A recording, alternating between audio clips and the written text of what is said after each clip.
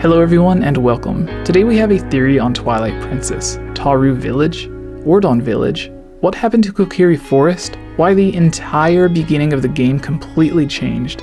At one point it was meant to be an Ocarina of Time and Majora's Mask direct sequel, as well as a prequel to Wind Waker, and a lot of other interesting details and theories. At the beginning of this, we will be using a lot of interviews directly from Aonuma, Miyamoto, and others to back all of this up. So I would love to hear your thoughts after listening to everything.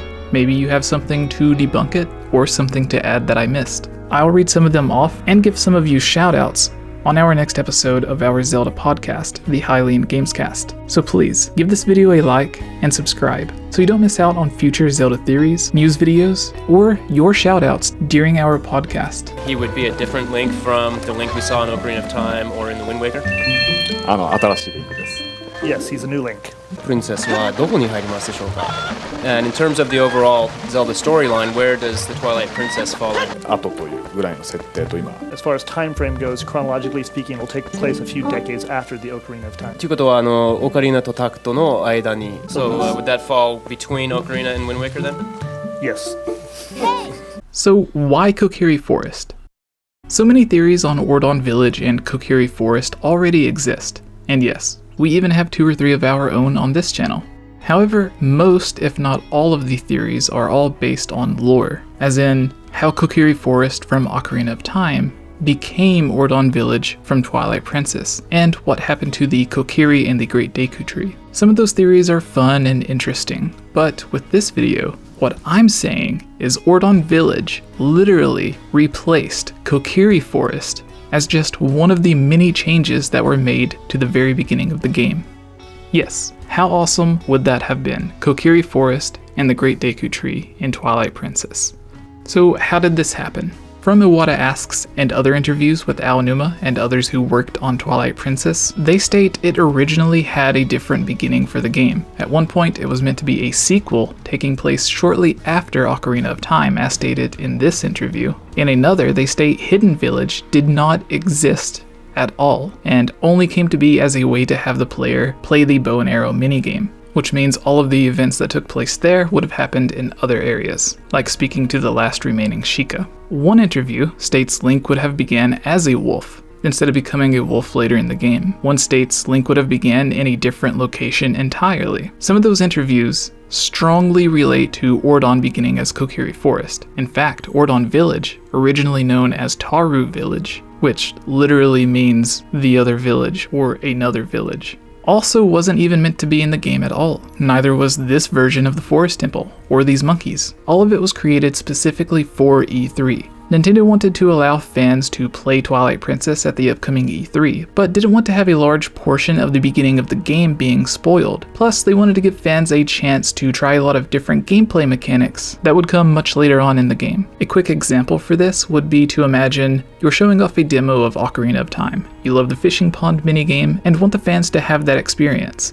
But the demo takes place entirely in Kokiri Forest at the beginning of the game. So you build a special version of Kokiri Forest or a new town similar to Kokiri Forest, which includes the fishing pole and fishing pond. One developer states, "I also got the impression that we were being asked to change things one by one, beginning with those we could comfortably handle." Another way to look at it is that Miyamoto-san was clearly thinking through and methodically dealing with those issues which everyone was concerned about, but didn't know how to handle. For instance, in the version we showed at E3, you were able to play through the first village in the game, but even though that was specifically designed for E3, because it was a self-contained, and that word is very important. Because it was a self-contained level, the task of integrating it into the main Zelda game involved making a lot of adjustments, and we didn't quite know what to do. Miyamoto-san did that for us, which was a great help. So this demo area for Twilight Princess was created with this in mind. This is also why the area had a canoe Link could ride in, which isn't present in the final game. It was simply one of the many features Nintendo included in the demo to show fans.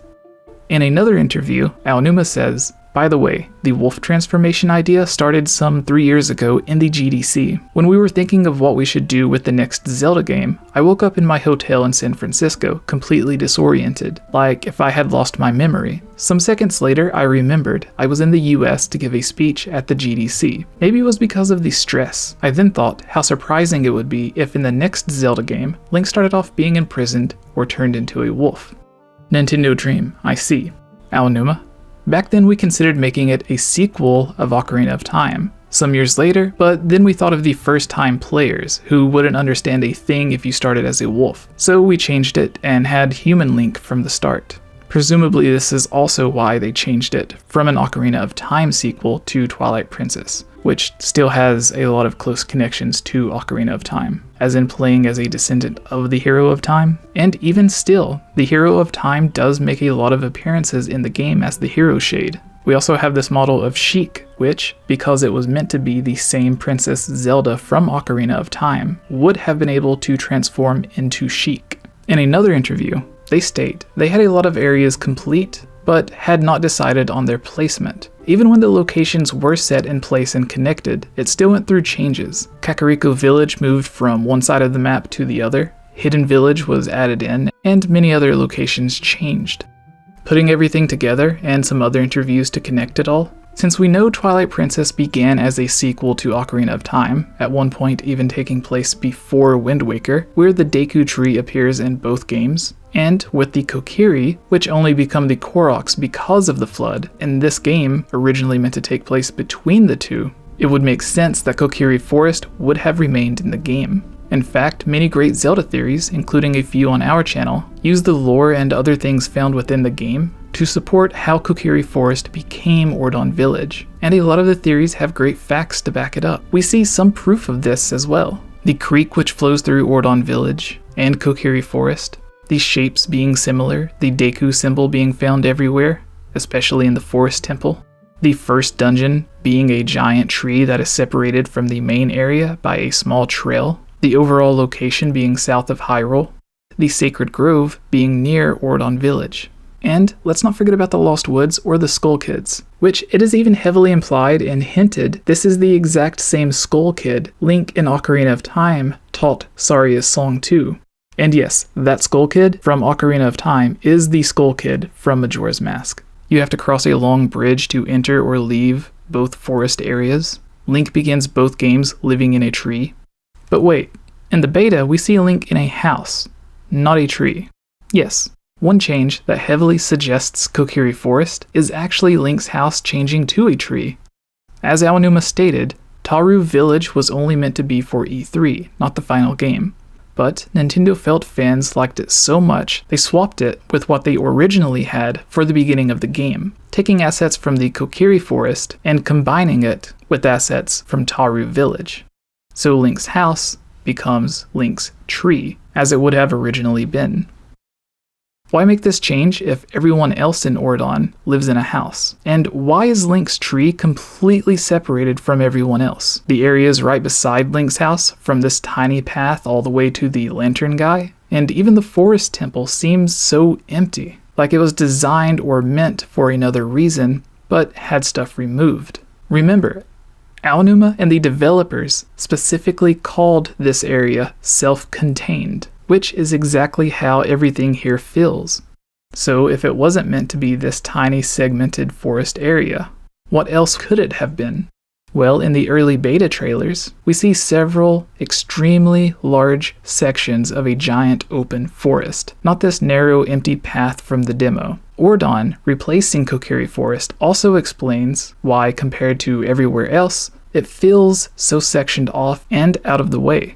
In Twilight Princess, Ōrdon Village is even said to officially not be part of Hyrule proper, but just outside of Hyrule Kingdom. From all of the interviews, the demo, trailers, and other things found within the game, it really seems as if they removed Kokiri Forest and the entire original forest area, and just took a little bit of its assets and combined its tutorial section with what was there from the demo. The narrow paths and segmented areas ended up replacing the large open forest that would have been there, that we know existed in the trailer. And obviously, we know something had to exist here before Ōrdon Village, and everything points towards it being Kokiri Forest.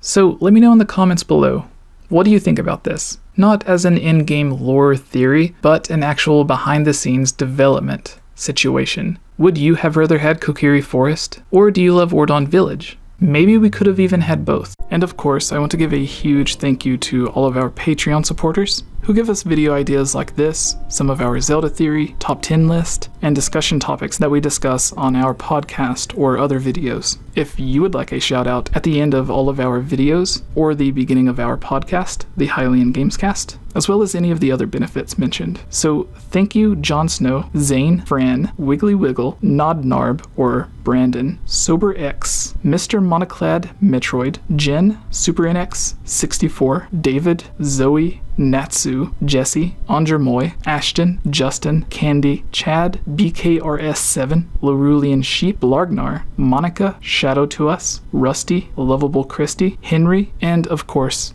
Gus. Thank you all so much.